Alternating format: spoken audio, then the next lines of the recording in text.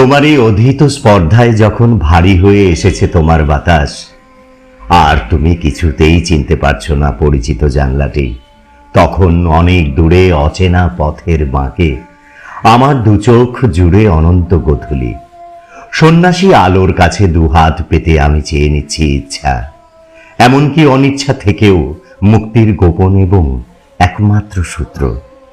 আমাদের অজান্তেই দীর্ঘতর হয়েছে দূরত্ব, ব্যবধানে এখন শুধু নিশ্ছিদ্র নৈশব্দ।